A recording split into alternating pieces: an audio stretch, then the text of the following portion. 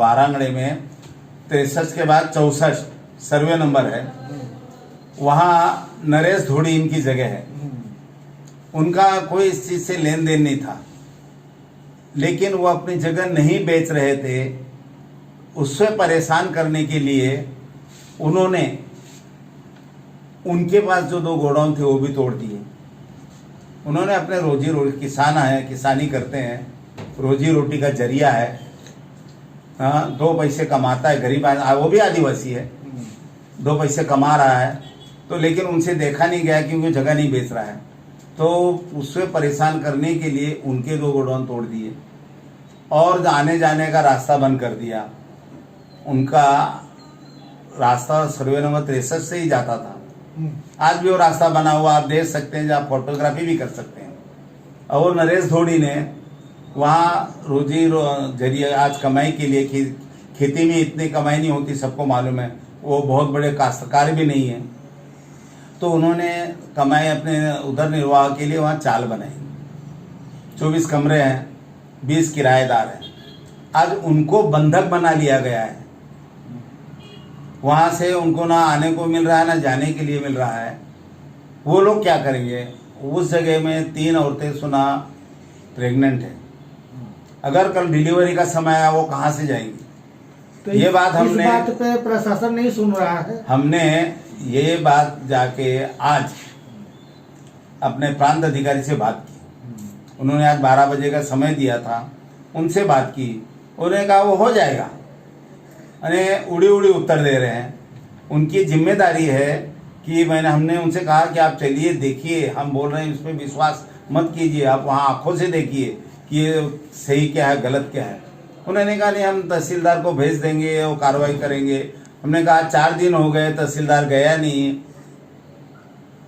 मैं ऐसे कार्रवाई होगी क्या? तो हमारी यही है।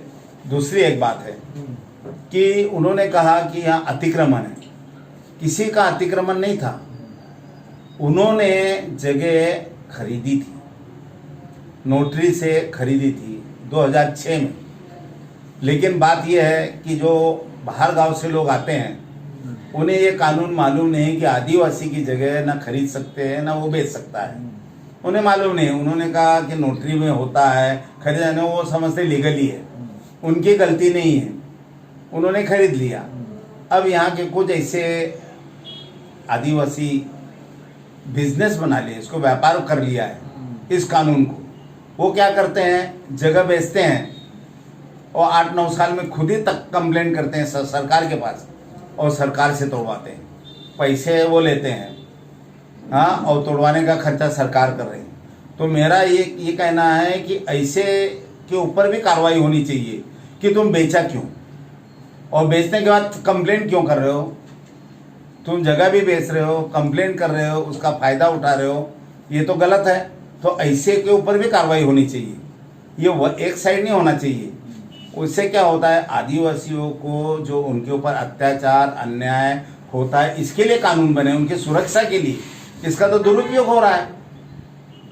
जो ऐसे दुरुपयोग करते हैं इस कानून का, तो उनके ऊपर भी चीटिंग की केस होनी चाहिए, क्योंकि वो सीधा सीधा फंसा रहे हैं। एक बाजू जमीन बेच रहे हो, अगर तुमको चाहिए, उन्होंने उसको तोड़वा दिया। आज जो उनका घाटा हुआ है, जो उनका बनाने का खर्चा हुआ, उनसे तुमने पैसे लिए, उनका जिम्मेदार कौन है? तुमने पैसे लिए तो उनको ब्याज के सहित पैसे रकम वापस करना चाहिए। तो ये भी होना चाहिए। तो मेरा कहने के साथ तुम एक शासन से ये कहना है कि कार्रवाई करते समय सोचो, तुम्हारे वहाँ जमीन पर एक्चुअली जब कोई कोर्ट में केस होता है तो कार्रवाई होती नहीं है। अच्छा, कार्रवाई करने के बाद जो एक नियम होता है, नोटिस दी जाती है, तुमने नोटिस भी नहीं दिया। कार्रवाई करने की इतनी जल्दी क्या मची थी? जो वहाँ के लोगों का कहना है, सांसद इसके पीछे है, तभी इतने जल्दी बिना नोटिस दिए कार्रवाई।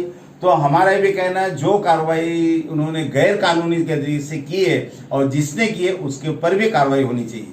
अगर ये नहीं होता है, हमने शासन के पास सब दिया है, अगर कार्रवाई शासन नहीं करती है तो हमें आखिर में कांग्रेस पार्टी को आंदोलन करेंगी इसके खिलाफ।